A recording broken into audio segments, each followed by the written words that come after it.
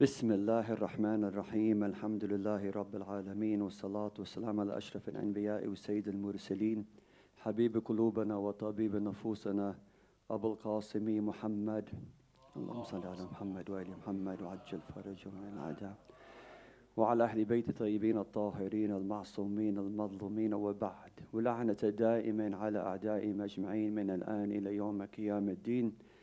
قال جل جلاله في محكم كتابه الكريم: أعوذ بالله من الشيطان الرجيم. بسم الله الرحمن الرحيم.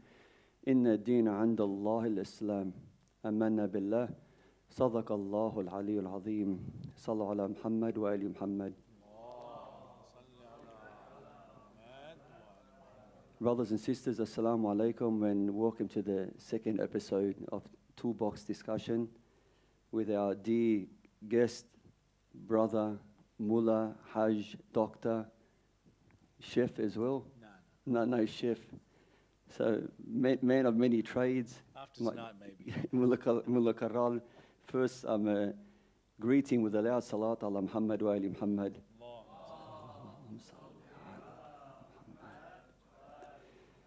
So, as you know, these toolbox meetings, we discuss pretty much what I use the verse from Surah Al-Ma'idah, where God says that the deen, pretty much the religion, the path, is Islam. So what is Islam when it comes to our daily lives and how we implement it with everything? When God says, in the deen andallah al-Islam, it's basically a path to your everyday lifestyle, from eating, from drinking, from sleeping, the way you work, the way you socialize. There is nothing in which Allah subhanahu wa ta'ala, through the Quran and through the infallible Ahlul Bayt alayhi salam, has not given forth to us in order for us to have a pure, social and healthy life.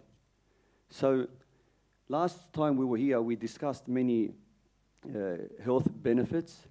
And today we'll go on, and we want it to be more like a not so informal, open discussion, and hopefully in the end you can also ask Dr.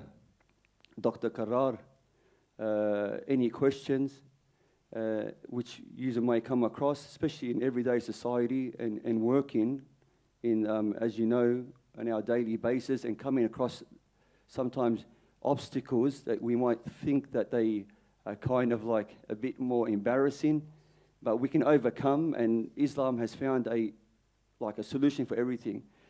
First of all, we would like to discuss, because you can say it's probably a leading factor in today's society, and Dr. Karar probably more will go explain it in further details. When you come across people that come into his ayadi, into his surgery, and they have problems like anxiety, like depression, they feel down. Is it like, does he as a doctor automatically suggest that he goes to medical treatment, or is there also like natural treatment that are close to the remedies of Ahlul Bayt?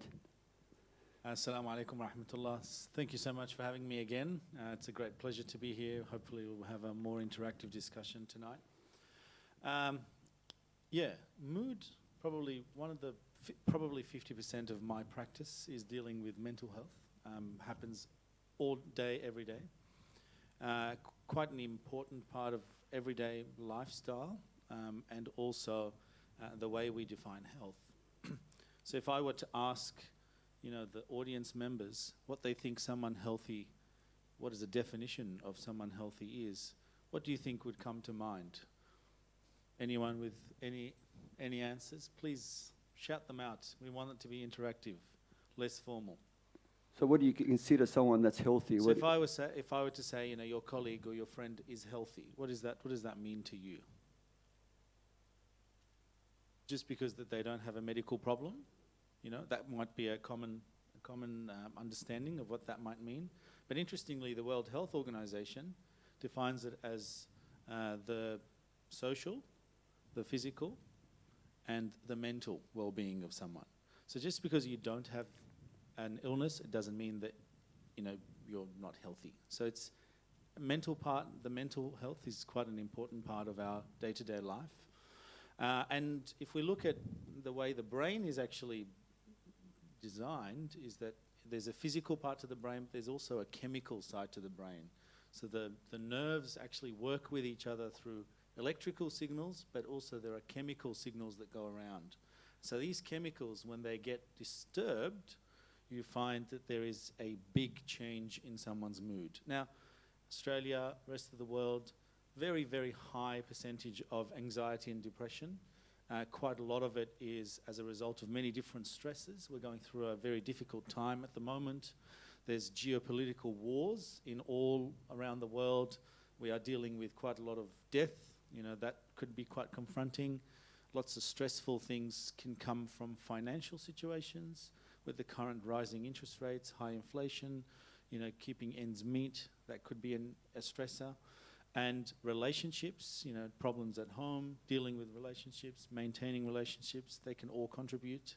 So we call those stresses. So financial stresses, emotional stresses, grief and loss. So if you've had a recent someone pass away, you're going to go through some form of depression. Now, just because you go through that phase in your life doesn't mean that there's something wrong with you. It's actually quite normal process of the body. And to answer your question, no, we'd actually, probably medication is the last thing we go with. There's quite a lot of treatment we go for the mental health and mood that doesn't involve medication. And it's got to do with, you know, what the problem is. So if it's anxiety, we tend to go through psychology, which is talking to someone usually. And there's a thing called cognitive behavioral therapy, which is actually quite interesting.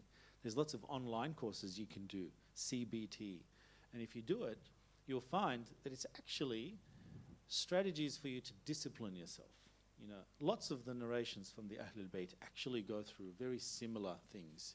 You know, taking deep breaths, identifying the triggers for your problem, or if you're getting a panic attack because, you know, of a particular trigger, identifying the trigger and not going through it are all part of it. And I think there's a riwayah from one of the imams that talks about if you get angry, you know, one of the ways that you can reduce that anger is make wudu, you know, or splash some cold water on your face. These are all strategies that we use in modern day medicine when you go and see a psychologist. So I guess the gist of it is that mental health is important. You have to try to get to the bottom of mental illness just like you would with any other physical illness. And the treatment isn't always medication. There are many, many things. If we'll go through some of the narrations as well as to what comes down to that. There's, on that point there's I don't know whether you've heard about it, there's this thing called earthing, where people somehow connect to the earth.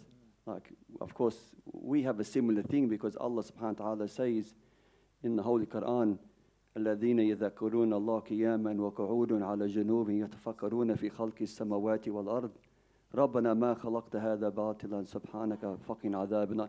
Like those people that remember. So basically, if you know, I jumped probably a bit to another step, but what is it? These Western people have this thing called earthing. What they do is they go and they walk like on the beach or on the like barefoot, and they connect themselves to the earth because it's like, and they kind of like positive ions or negative ions. And subhanAllah, we have something like that similar because our earthing really is when you, for instance, mathal sujood. Sujood is like that type of earthing. Like when you prostrate, you know, honestly, how do you feel when you're prostrating for that moment? And even Allah subhanahu wa ta'ala has said in another verse, through the Holy Prophet, he says, جُعَلَتْ لِي الْأَرْض مَسْجَدًا وَطَهُورًا, that the earth was made for me as something that was pure and a mosque. So even though they might not relate something religiously to it, we know that by you going out and contemplating, like I had a friend of mine that, inshallah, none of you ever go through this, but he lost his daughter, 9 years old. It was like nearly 15, 20 years ago, in a drowning incident here in Australia. He went through a lot of, you know, psychological and depression. Actually led to him getting a divorce. But one of the things that he said that helped him is that I said to him, when's the last time Hajj? He was a Hajj. I said, when's the last time you went and watched the sunrise? He said to me, Sayyid, it doesn't even occur to me. I said, just try it, like honestly. Like in those mornings where it's makruh to sleep in that period of time where the sun's coming up, because even if you look it up scientifically, the best air that's created, that gives you the best vitamins, is that morning freshness. And then he said, to cut the story short, he went and started doing this. I didn't see him for a while. And then one day I bumped into him and he was in a much better state. I said to him, how are you going, Hajj? He said, good. I said, what have you been doing? He goes, well, I actually took your advice. He goes, what I do every morning now, he goes, I go out there and I watch the sunrise. He goes, subhanAllah, he gives me that feeling, that contemplating, just looking at the greatness of what God has given us. It just makes me forget all about all my worries. So there is natural things that Allah subhanahu wa ta'ala has given you. And, and that connection to your faith, like the doctor said, maybe sometimes it might need that medical assistance, but there's natural things that you can. A friend could be a friend, or who you associate with could be that means that gets you out of that state of depression or feeling that loneliness. If I may add, Yep. One of the things we look at when we're assessing depression in particular is if there are any protective factors. So having a family is protective, having young kids is protective, having a supportive community and an attachment to religion is protective, spirituality and belief in God is protective, and the more protective things you have, the less likely you're going to have worse side effects from the depression. And interestingly, there's a new study that looked at the use of ice baths for depression. So jumping into an ice bath, and I know lots of our young people do it because of it's a recommendation after workout is to try to jump into an ice bath.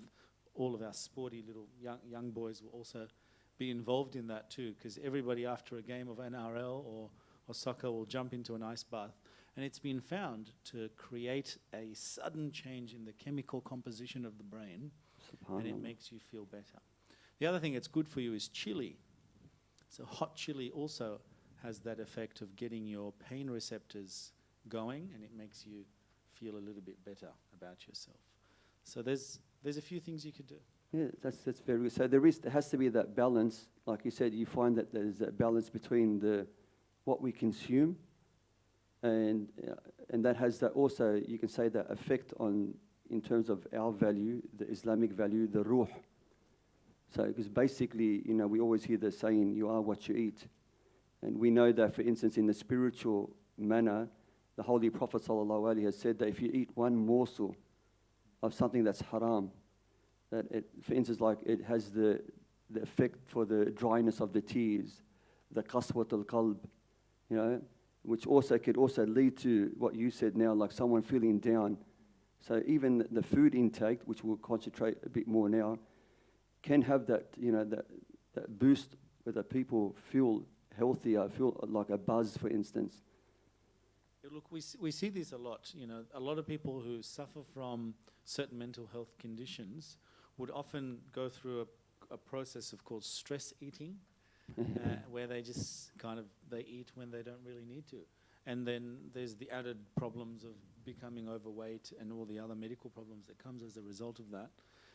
But the interesting thing is that it's actually out of their hands. There's a hormonal imbalance that can happen, that when you decide to eat certain unhealthy foods, the things that we will discuss inshallah, the things that have been forbidden, and the most important actually from a spiritual side is the point about halal versus haram food, or food that has been mixed in a little bit of haram, or the money that you actually make. This is an interesting point, that your daily job, and what you're creating and what you're doing and how you're making your money, if your money is mixed with a little bit of haram, that actually has some negative connotations on the food that you eat, on the kids that you raise, on their behavior, your mental well-being. So there are some things that are beyond the materialistic component of just eating and drinking, but there's some more deeper spiritual parts. That's a very good point that you said about when most people come to the concept of halal or haram. At first, they think it's the concept of just the dhabiha, the slaughter way. But that, for instance, that person that goes out and works in a haram way and then uses that mal to buy food that's now also from a byproduct of something that's haram, and then he feeds that to himself and to his kids, and he's wondering why, for instance, his kids aren't affectionate, aren't having that closeness to them, or the rudeness. All this is a byproduct, a domino effect, because of that, that subhanallah, that non-halal product entering the house. So, the Quran says many times, وَكُلُّ مَنْ مَا فِي الْأَرْضِ حَلَالًا طَيِّبًا. Halal and tayyib, of course, people automatically think it's just something that we eat that's halal. No, it's the way you obtain something, because even the Holy Prophet ﷺ has said that the ibadah is made up of several ajza. He goes, أَفْضَلَهَا طَلَبَ الْحَلَالِ. The most important of it is to go out and make a halal living. It's very important that you know all yourselves that Ahlul Bayt, Amir al-Mu'mineen alayhi salam, all the Imams worked. Imam Muhammad al-Baqir was seen many times in the midst of the heat, digging the field. People go, look, that's the Imam of the Shia, look what he's doing. He says, yes, I would rather make a halal earning than go and put my hand out and beg, as we don't beg. On this point now, since we're talking about the food and that, the dietary system, now from your point of view, and hopefully I can also narrate it now, what is a good dietary system? We are always told that we got to have, like, for instance, the five food groups. 5 food groups, yeah. And another hadith not hadith, they always pumping us and telling us you have to drink so much liters of water a day. Is this true? I think it will get to both of those points. Yeah. I think to start off with, in terms of the diet, I think the important thing to consider is that moderation and not being extravagant is the first point. And the second point is that the modern medical society looks at the most ideal diet to be what we call the Mediterranean diet. And that is a diet that is made up of a combination of things, but ideally it looks at reducing the amount of meat that you eat, increasing plant-based food, and also increasing fish and white meat in your diet. And the 5 food groups kind of works in that way. And from my research and from my little background research that I did, that the Mediterranean diet actually is very similar to the diet the Ahlul Bayt told us about. The Ahlul Bayt gave us very specific instructions as to which meats we should eat and which ones we should avoid. Talked about the things that we should eat more of, the types of breads that we should eat, etc. And that's the problem that we've been faced over the last 100 years, is the problem of industrialization and the advent of fast foods, and they have made a significant problem in our societies. Even if we look at Middle Eastern cuisine from 50 or 60 years ago, it's very different to what it is now. There's been the introduction of processed foods, the introduction of processed and aged meats, the introduction of high salt diet, which has made a significant downward contribution in our health. So I think that's the first point. And the second point is that we get told about water. I think there's a potential small misconception in the overall understanding of that. We look at the amount of water required is as a percentage. So we say that the amount of water needed is about 2% of the human body weight. So if you weigh, average of 100 kilos, then you need about 2 liters per day. Now, that doesn't mean that you need to overdrink or you need to drink all of the 2 liters in the one spot. But the idea is that we need that much water to sustain ourselves throughout the day. Now, the reason why you get a lot of advice from a lot of doctors to ask you to drink a lot more water is because the average person drinks much less than what they need to drink anyway. So the advice is to drink more. Now, yes, there are many narrations that talk about not drinking too much water. There's lots of narrations that talk about starting your food with salt, for example, even though now, if you give that advice to someone, they'd be like, are you crazy? The salt is going to increase your blood pressure. But the problem isn't that the salt is going to increase your blood pressure, but it's the fact that you have been eating, or we have been eating so much salt in our processed diet already that this little bit of extra salt is actually going to push us over. Yeah. So that is the problem. So the problem is our habits now have taken a turn towards, I call it the westernization of food, really, because if you look at, the US, for example, it has the world's fattest population. It's the truth. In Australia, 2 out of 3 people are overweight, almost 70%. That's an astonishing number.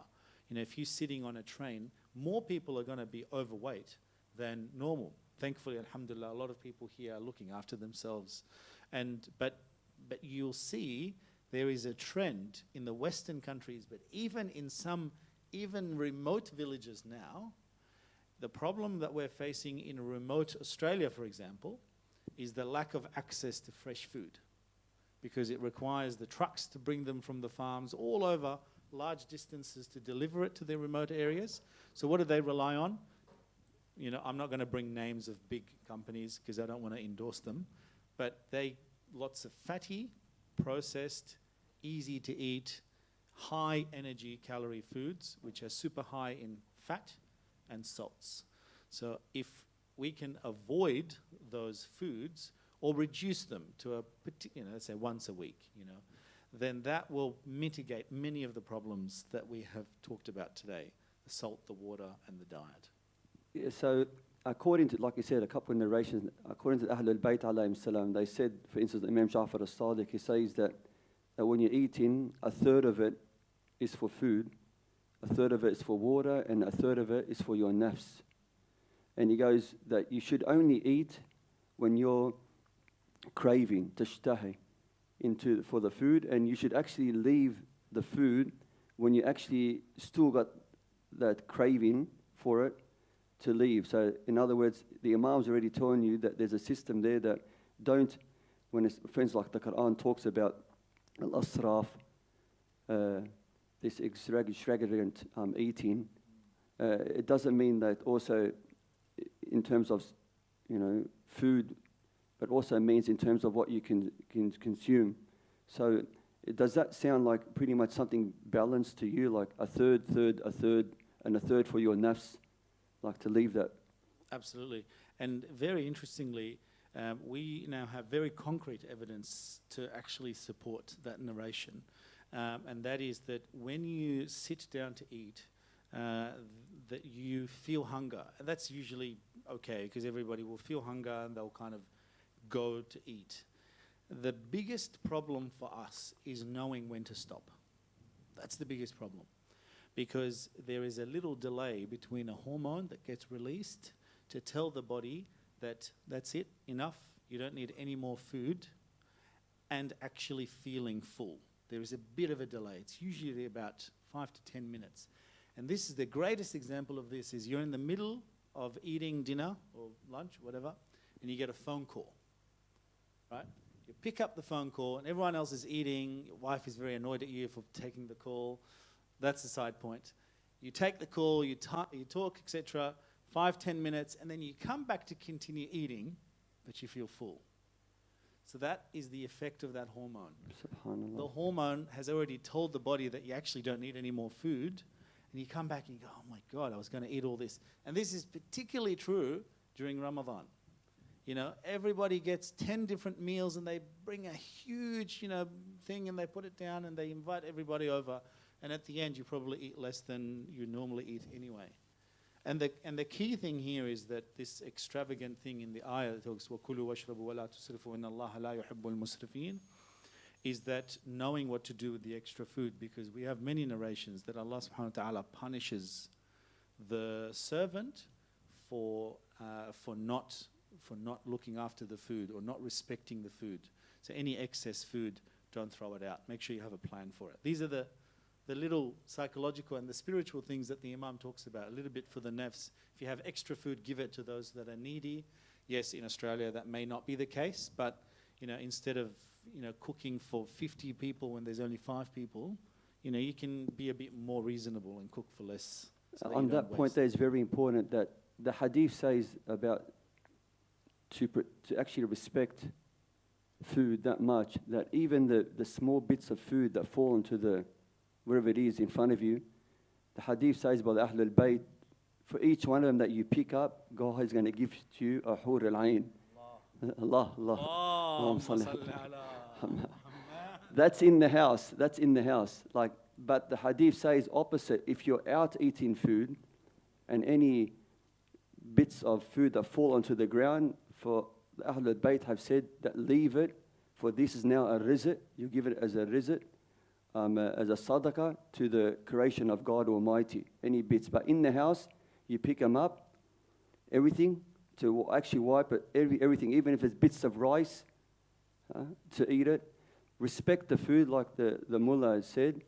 For instance, we have a hadith, like it's very, very makruh to cut bread using a knife.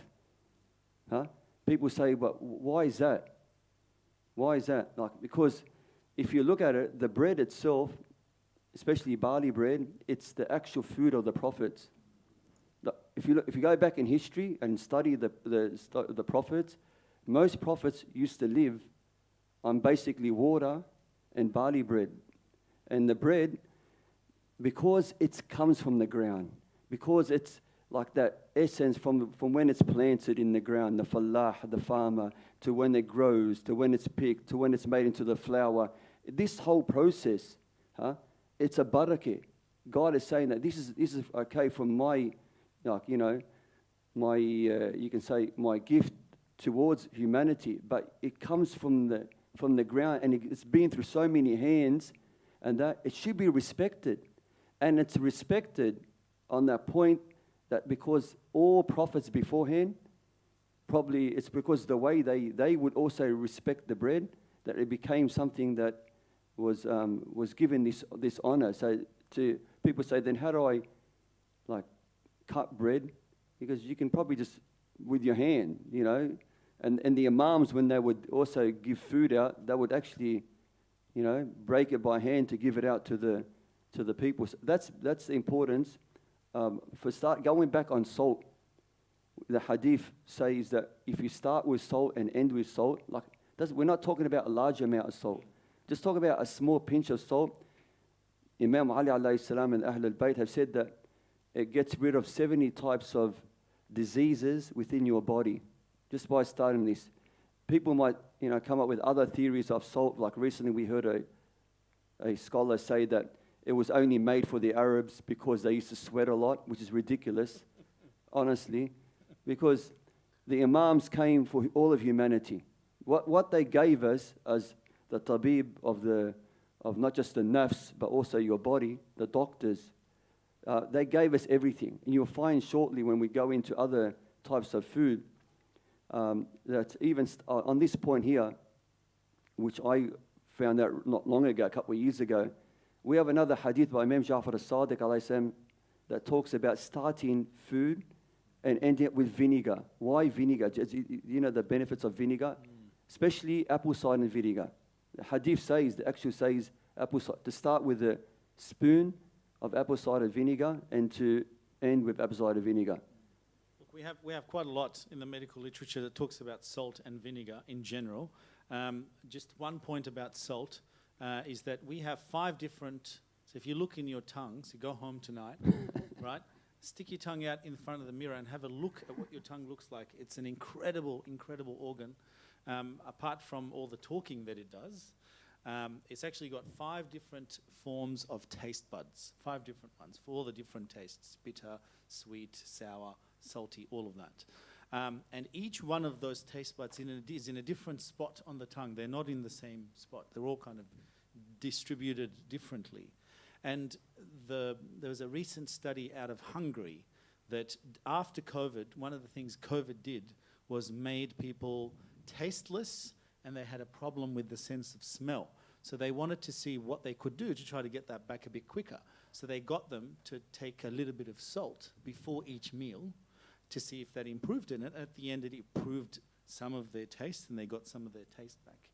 But in regards to the vinegar, the interesting thing is that we now have a direct link between vinegar and cholesterol levels. So those that have more vinegar, and there's a particular acid that is in your vinegar. For those of you that did chemistry in high school, do you know what the acid is? No? Did I hear acetic acid? That's very correct. Congratulations. Well done. So acetic acid, it's a weak acid in the vinegar. And a lot of people say, oh, every time I drink vinegar, my reflux goes. That's not entirely true. So the acid in your stomach is actually hydrochloric acid, which has a pH of 2. So if you actually put a drop on metal, you'd probably poke a hole in the metal. That's how acidic it is. But you can have vinegar with your salads. And the direct link has been found that the acetic acid in there actually acts as a little cleaver for the extra cholesterol, so it reduces your level of cholesterol. So potentially this may be the medical explanation why, but we know that whatever the Ahlul Bayt say is correct, and you don't actually have to have an explanation for what the Ahlul Bayt say. This is more for us to try to make things a little bit more they're the pleasantries of day-to-day life, just to make them a bit more. But the apple cider vinegar has certainly been found to be the best of all vinegars because of that ability to improve the cholesterol. SubhanAllah. And also the hadith says that the house that has vinegar in it will not have faqr, will not have poverty attributed to that house. So even by having vinegar in the house, from the narration of Ahlul Bayt alayhim salam, it brings that barakah, that blessings to the house, and keeps anything of types of poverty from it. Going back to a very important point, because we can all agree, we all love meat. I love meat, especially Australia is the country, one of the world's largest lamb producers. And I agree with you. Everybody loves their lamb. Especially, these days, the good old food trucks that are coming around with the nice hamburgers. And so the hadith says that the meat of the cow is dirt. It's not like, I'm not saying that you can't eat it. It's not good, but its byproducts are good. And then the hadith says that the meat of the lamb is good, but the byproducts of it is not good. Yeah. So like the meat of the beef is asked by the Ahlul Bayt to avoid, and the byproducts, things like milk and cheese and things like that, are pleasant. Look, in terms of meat in general, the World Health Organization categorizes meat as a carcinogen. Yeah. So that means meat in excess actually has been linked to cancer. Now, this is point number one. Point number two is how much meat we eat is important. So the World Health Organization puts 100 grams per week as the limit, and that's equivalent to 1 steak a week. Now, I think many of us here probably have more. And this is the thing with our diet, is that things have changed a lot in the way we started off until now. We have obviously access to more meat now, so we can eat more. Now this is basic. Now the other thing that the World Health Organization talks about is charred meat. So if you cook meat and it turns black, that's even worse. So that is a direct link with stomach cancer. So you have to be careful. Now in terms of the difference between beef and lamb, it depends on who you talk to and what type of beef it is. I actually don't have any particular evidence to prove that one is better than the other, but I can tell you that there's certainly more lamb around than beef. It's a bigger animal. It's got thicker meat. It probably takes longer to digest. It takes longer to cook. And certainly if you cook it the way the Australians love it here, which is medium rare, I don't know how you're going to digest that stuff. But yes, lamb, especially if it's a well-kept lamb that doesn't have a lot of fat, The meat, don't get me wrong, meat is an important part of diet, and this is where the 5 groups of diet comes in. Everything in moderation is the gist of this talk, I think, is going to be.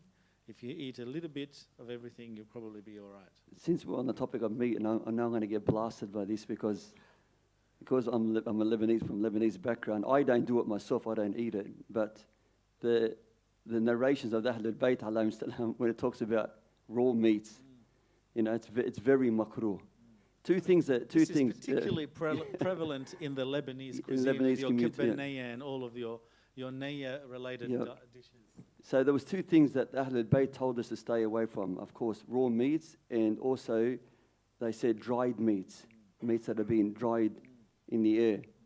You know, they wouldn't actually the dry meats. Ahlul Bayt wouldn't even eat it. Look, there is a lot that is in at the moment in the medical literature that talks about processed meat, especially aged meat, and we know there is a direct link between them and cancer. We know that for a fact. The World Health Organization talks about this in a lot of detail, and yet again, it's a cultural thing. Many cultures, for example, are brought up on eating beef jerky, for example. Yeah. Or especially the Americans. yeah.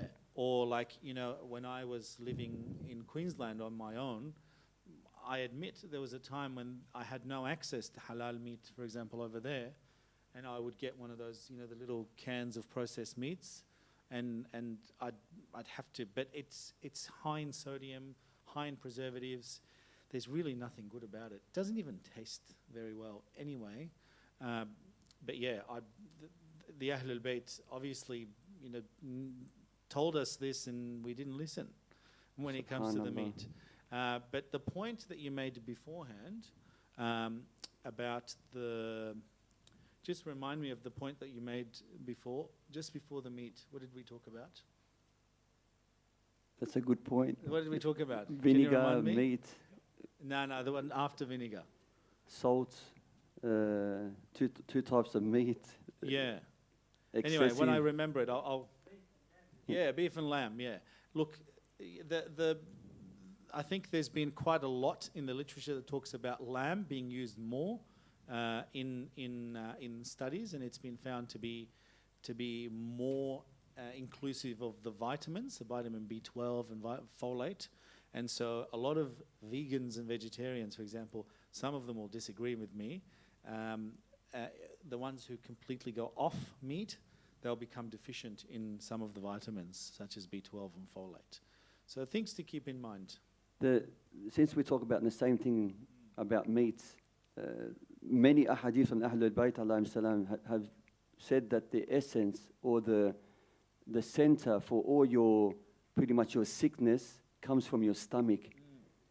So, you know, they said that, for instance, your stomach, I love a hadith by Ahlul Bayt alayhim salam, they said that just like a field that you grow or put like your plantation in, just like it can be over you could say, when they over excess of water, no matter what you got there, if you over excess it, if you can have the best plantation there, you put over excess of water, it actually kills it. And they've said the same thing when it comes to your stomach and the way you eat. So even I think there's a narration by Amir al-Mu'mineen alayhi salam, he says that every sickness comes from within your stomach. And on the stomach, the Holy Prophet sallallahu alaihi has told us to eat the hindaba. Lebanese people, they love this type of stuff, the hindaba. It's like a green vegetation. I think the closest English name is chicory. Chicory, is that yeah. right? So it's chicory, and it comes from the dandelion family. It's something, but the Holy Prophet has said that, like, it's for them, it was like gold. That's how important it was to eat the hindaba. And so basically, only now we found out that the hindaba was actually the closest thing back then to prebiotics. Yeah. So I think concept of prebiotic is a relatively newer concept. When I say newer, probably 50 years. And that is that a lot of what we eat, it doesn't actually just get digested and transformed into energy, that's the number one thing that happens. You know, you eat, you get the energy, you start thinking better, you're clearer, you get more energy to do work, etc. But the biggest thing that we have found is that your food actually is a little bit more than just food. There are many, many different aspects to it. One of it is that it promotes the growth of certain bacteria. So in the gut, and this is way beyond the stomach now, we're talking way down towards the bottom, near the bowel, there's quite a lot of bacteria that live there. Now, I'm sure you've heard a lot about good bacteria and bad bacteria. And a lot of people that go on antibiotics for a certain infection, for example, always get told to drink some Yakult, which is the probiotic. And that kind of tries to replace all of the, because when you take the antibiotic, it's like a flame. It just comes and burns everything, the good and the bad with it. So you try to give probiotics. But the interesting thing is that the more we learn about this gut health, we call it, and if you want to read more, you can just look up gut health on Google. You'll find that it's actually got to do more with a lot of our day-to-day stuff. So for example, our mood, you know, our smell. They've found a direct link between what we eat and what smells that we make, or what the smells that others perceive of us. And the other interesting thing is that a lot of us have heard of the appendix, right? So up until very recently, we used to think that the appendix is a useless structure, right? Yeah. And even in Arabic, what is the name of the appendix in Arabic? Mara is the gallbladder. Yeah, what about the appendix? Az-za'ida ad-dudiyya, right? Za'ida means something additional that we don't really need. Even the wording and the nomenclature, the way we write and understand about these things was incorrect. It was based on, there are certain things in the body that have been thought to be useless. So one of them was the appendix. The other is your smallest toe. The other is your fibula, which is the other bone in your lower leg that's like pointy. When you have chicken wings, the piece that's pointy, or the chicken thighs, the bit that's pointy, that's the fibula. An interesting thing is that recently, very recently, in the last 10 years, we have come to the conclusion that the appendix is actually not useless at all. It acts as the reservoir for all these good bacteria in the gut. So every time you get a whole bunch of antibiotics that kills off all this good and bad bacteria, instead of taking Yakult, your appendix is actually the body's natural Yakult. SubhanAllah. No. It nurtures Everything. Now, there's certain groups of patients in hospital that get chronic diarrhea forever. They get it for weeks and weeks, and they get blood in their diarrhea, and they start losing weight. They become really skinny. And one of the recent things that we have now for them is, wait for it, a fecal transplant. It's a transplant of someone else's poo, essentially, that has the good bacteria, and you put it in there so that it can grow a series of good bacteria, and they start gaining weight, they stop having diarrhea, and they can go back home. It's an amazing, and in America, they actually pay young, healthy people for their poo. So that you donate your poo, just like you donate your organs, and you put it in a bank. SubhanAllah. I wonder what they call the bank. I know. But going back now on prebiotics as well. So, from your understanding, is there anything else that we know that that can also, like we can eat as a natural prebiotics, but besides what the Ahlul Bayt alayhim salam have said? So the chicory is one of them. Yeah. All the green vegetables have some form of prebiotics, and they increase. So the thing that I usually tell my young patients about is that look for intensely colored vegetables and fruit. The more intense the color, the more prebiotic potential that it has. So really dark green vegetables, you know, broccoli, and there's actually quite a lot. If you go to the market and you look, there's so much green, there's so much red. Red radish, for example, has a direct link with reducing kidney stones, right? the redder the things, the darker, the more orange, the more green the vegetables are, the more they have. And the interesting is they all have fiber. So a lot of us, unfortunately, with the change in diet, suffer from constipation. And one of the naturalist ways of getting rid of constipation is to eat more fiber. And the fiber in the diet comes from all the green vegetables. All the green vegetables, all the fruit, all the leafy fruits. Things like if you get your fruit and eat it versus getting 5 oranges or 5 apples and squeezing them and getting the apple juice, you're actually just getting the sugar from the juice. The benefit is actually in the hard, leafy part of the vegetable and the fruit that actually acts as your prebiotic. It helps go through the body and push out all the excess things. And the idea, because if you think of the gut is like an open tube, right? So the food goes in and comes out. In the process, the body pulls out all the good nutrients out of it. So you want the tube to be very active and efficient for it to work very well. It's just another one that, since you said bright fruit, I probably gave it away anyway, but most people know that the tomato is in fact,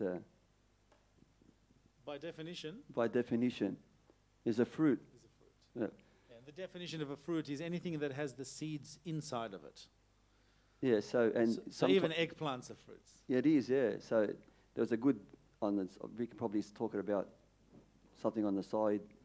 The difference between someone that has knowledge and someone that has wisdom is that knowledge is to know that tomato is in fact a fruit, but the wisdom is not to put it into a fruit salad. So you understand, so sometimes you might have knowledge, but sometimes that knowledge is not really... But interestingly, the tomato, as a side fact, was actually toxic to humans. The first ever tomato plant was toxic to humans. It became genetically modified, and then it became normal. People used to die from eating tomatoes. Subhanallah. And back onto the, even though we probably discussed it last week, but last time we were here, about apples.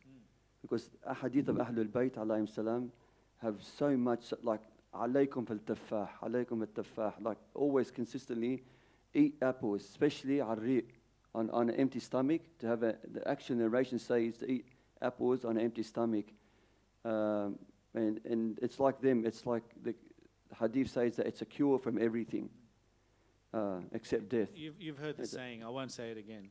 An apple a day. Keeps the doctor. Yeah, but the interesting thing is, in addition to the apple, we talked about how the apples are prebiotics. They have fiber. They increase your energy. They said 1 apple is equivalent to about a couple of cups of coffee, and it releases energy throughout the day. So apples are quite the apples that we have now aren't the same as the apples that we had before. I think you should look for more organic apples if you can, so with the less insecticides and pesticides and things that have gone into them.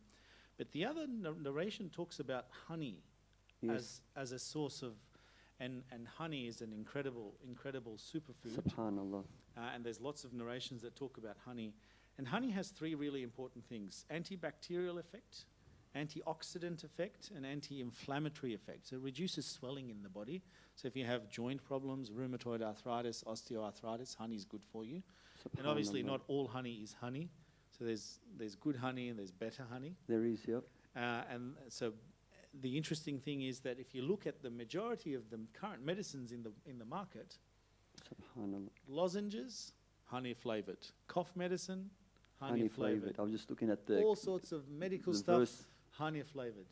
And interestingly, the way the honey actually, it never goes off. The bacteria never, so honey lasts forever. And some of the honey that comes from the mountainous sides has some super anti-cancer potential too. And some naturalists and herbal medicine specialists would swear by it for certain First, cancers. yeah, that's excellent. First of all, there's a whole chapter, of course, Surah Al-Nahl in the Holy Quran. And in the surah, there's actually a verse that God says, "Fi butuniha," in her stomach, there's a shafa' for everything. So it talks about the honey, and in its stomach, there's a cure for everything. And in fact, Ahlul Bayt alayhim salam have said that honey, in a narration from the Imams, they said that, for instance, Imam Muhammad al-Baqir says that it's a remedy for everything. If you're having problems forgetting, like your nasyan, like you're remembering things, it goes, the hadith says, فَعَلَيْكُمْ بِالْعَسَلْ عَرِّئ, to have honey on an empty stomach. To make sure, these are like remedies from Ahl al-Bayt, and they've tried remedies, and they believe me, they work. To have honey, even just 1 spoon every day on an empty stomach, and of course, like the doctor said, not this honey that you buy from these supermarkets, proper honey. We're lucky enough, like in Wollongong here, every Wednesday there's a fresh produce. I should actually pay him now because I'm giving the fresh produce markets in Kiama. Starting from 3 o'clock every afternoon, all the farmers come down with all these fresh, like I said, everything's organic, fresh vegetables, fresh honey, and you get this stuff. And believe me, I go down whenever I can, the mushrooms, the honey, and you can just taste. You actually eat an apple there, or you have the honey there. I've taken this honey overseas, like to America, to the Iraq, to Iran, and they just love it because they can actually taste the difference of what it is.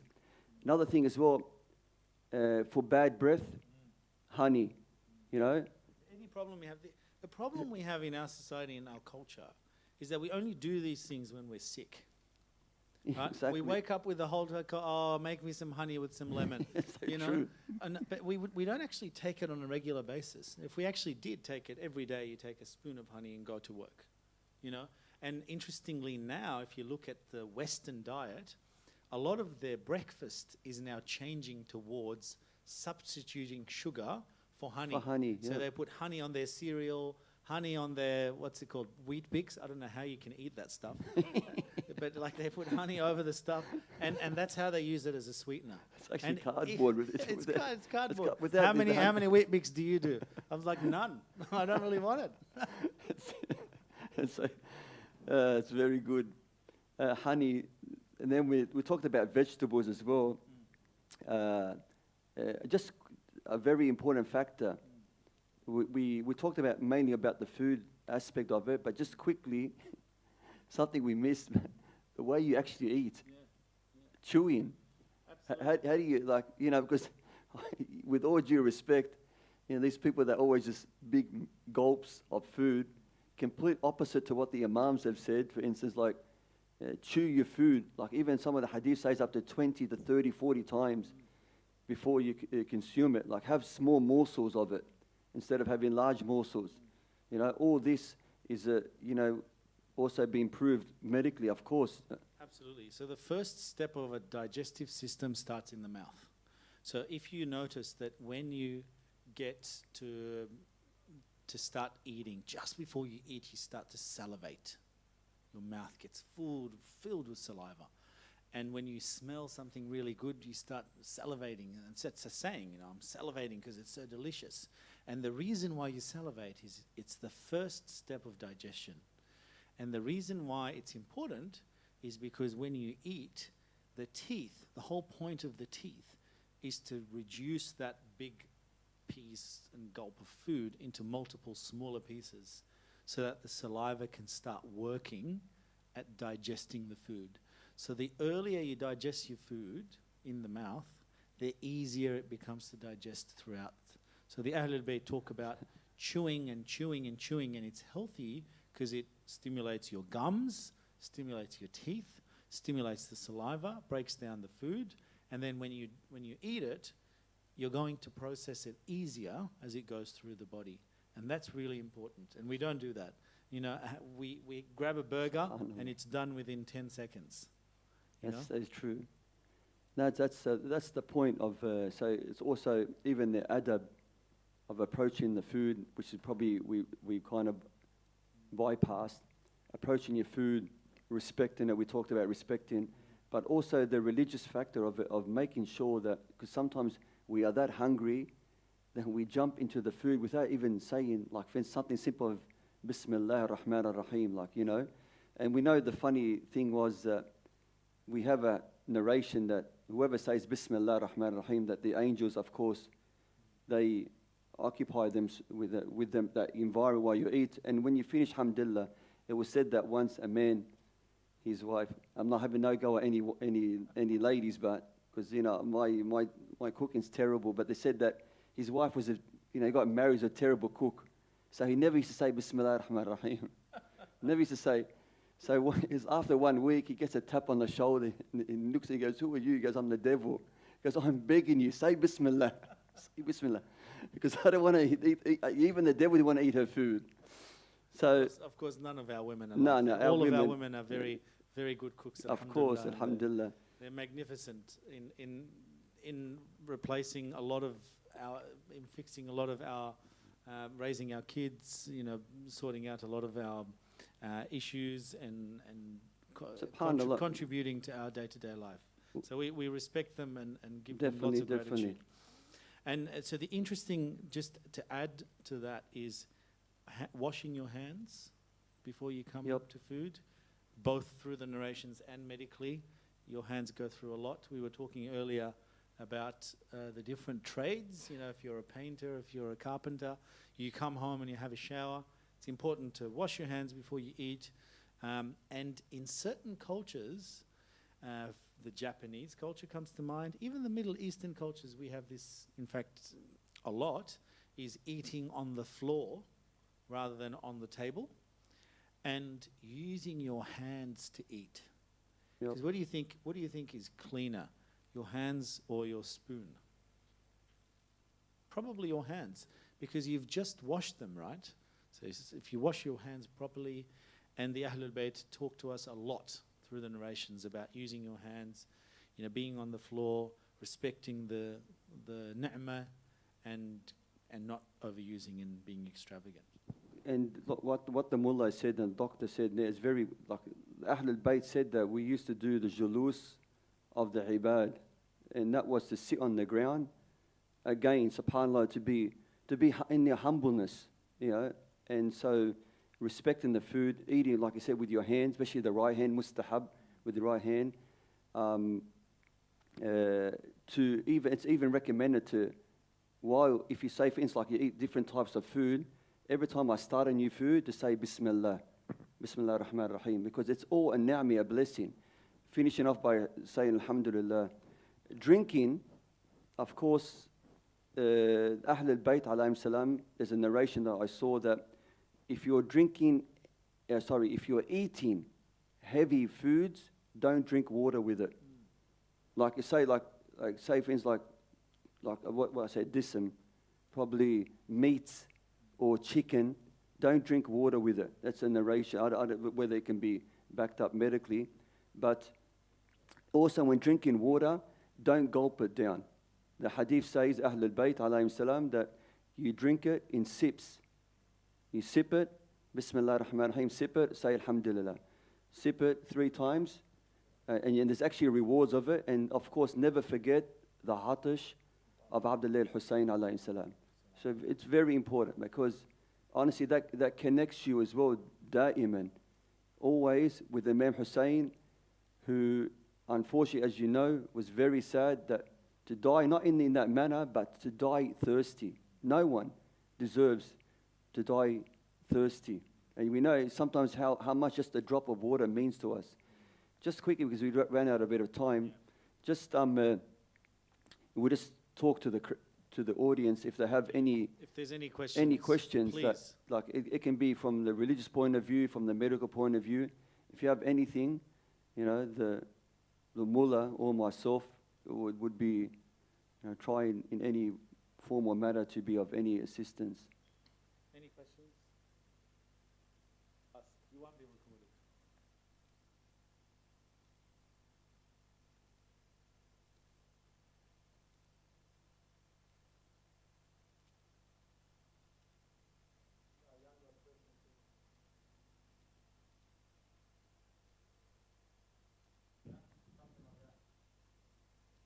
So from a medical point of view, we have to be careful about labeling people with depression.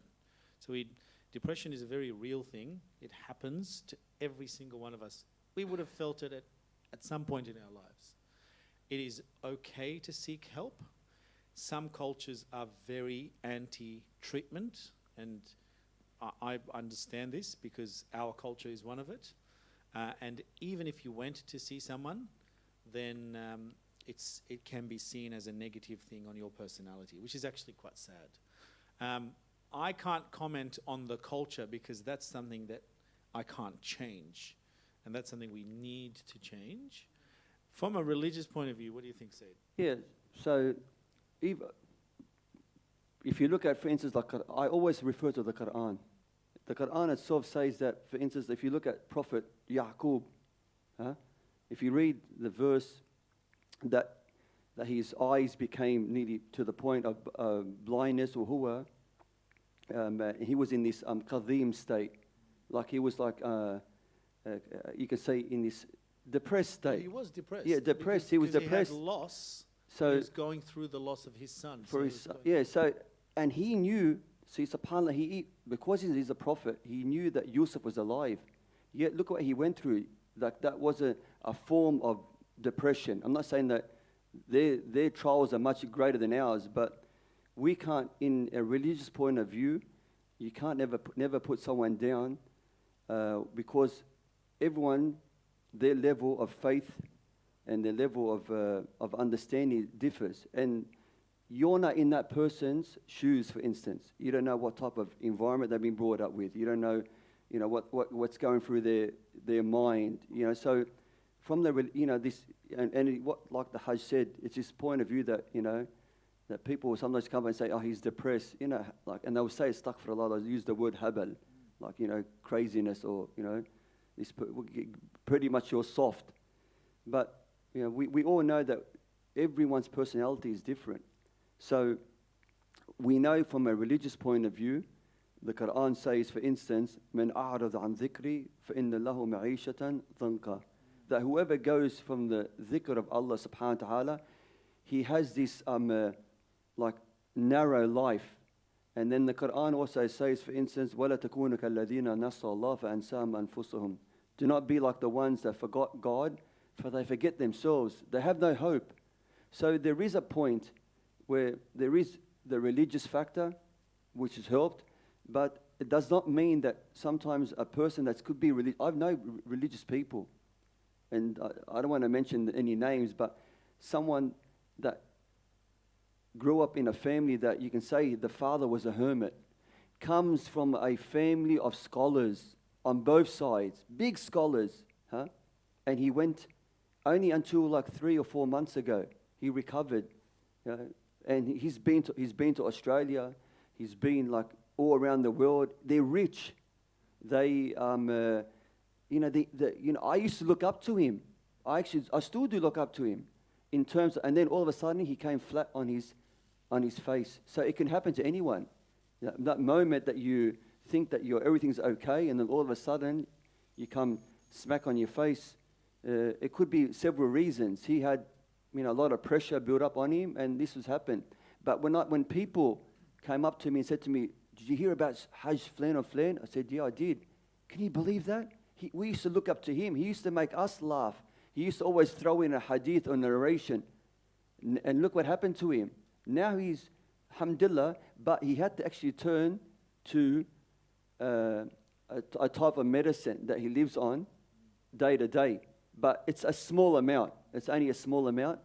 So the other thing is that we have to be careful about, there are some really serious mental illness around that can start off as depression. And, namely bipolar disorder, schizophrenia. These are all conditions that can have very bad implications on someone's life. They can have an impact on their safety. They can have an impact on their work. And sometimes they show up as depression. And so we can, as community members, at least as a community member, I remind myself before anyone else, is that the things that I say are really important. If I hear about this, I should educate someone next to me and say, look, this is actually quite serious. You should get some help. If it starts from the person you're talking to, then it's actually going to be more likely to work. And you don't actually have to physically see someone. I think there's a big taboo in our culture about having to see a psychologist, But there's actually quite a lot of services over the phone, Lifeline, 1300 Respect, all of those different options We are have available. I don't know whether you know him from our community, Dr. Ayman Qasir. I think some of you have met him. He's a good friend of mine. He's actually a psychologist. And he comes across because sometimes, honestly, people call me up and I can see that their problems are way more than like the religious factor. But because he's also not only, he's a religious person, he's a Shia from the Shia, sect. And he also, because he has the understanding of the religion, when they come to him, he uses that bit before the last resort. He tells me the last resort I do is I give him some type of medicine. But because he works in that field, he comes across. He goes to me, "Sayed, you see the stories I come across. Honestly, we don't know nothing happens in our community, especially in Sydney, the families and the children." That what they're going through. He goes to me, if you were to sit in my, and he told me actually did, he goes, go come up and sit with me one time. I'll just tell him that you're here on the consultation, like training. Come and sit with me and see from the Shia community, how much people are going through this anxiety and depression. It's unbelievable. It's a huge, huge problem for our medical system at the moment. We're not really dealing with it. I think the message from today is if there's someone going through it, offer them the help, validate their concerns and emotions, be supportive, and if you can't do anything, don't say anything that will make them feel even worse. Yeah, exactly. That's exactly, because that's the gist. That's a very important fact. It's never give them hope, and I honestly, like I said, refer them to people that are more specialized than you. It's very important about the biggest problem we have is social media. Honestly, we all know ourselves, our kids. The biggest problem, I always tell people, do not think when the Quran says that ضرب مثل في هذا القرآن من كل مثلا, that the Quran gave you an example of everything. It even talked about social media. And people say to me, are you serious? I said, yes. If you read the story of Qarun, exactly like social media, what happens in social media? They see something there on social media and they go, Dad or Mum, or like, I need to live this lifestyle. Hold on a sec. The Quran said that 1,400 years ago. When Qarun came out, وَخَرَجَ عَلَى قَوْمِ فِي زِينَتُهُ, when he came out in his qawm with all, because he was rich. قال الذين يريدون الحياة الدنيا يا ليتنا مثل ما أوتي قارون. So, can you understand? When they saw him with all these riches, they said, "Oh, I wish we were like Qarun, because look at the lifestyle he has." So this is a form. So I'm telling you, everything that you can think about, that if you look at it, sit it down. There is an example in the Quran. Psychology we talked about. We've talked about, tourism. Talked about now that even viruses. When people, what's the number one thing you got on your phone? Scams, True? Scams. A link, you haven't paid this link and that. The Quran talks about phishing. Is it phishing? But phishing not with it's with the PH. Yeah. So this last point, it talks about it. يَا الَّذِينَ آمَنُوا إِنْ جَاءَكُمْ فَاسِقًا بِنَبَأٍ فَتَبَيَّنُوا. It's true. The Quran's telling you that if something comes as a mischief to you, stop, investigate, do some research before you click that link. Everything is in the Quran. I can give you like 100 other questions, but thank you very much for the once again. Pleasure, I think. Yeah, for the time and effort. We as you said, we got a bit carried away, but hopefully all of us enjoyed it, and we can. If you have any questions, either you message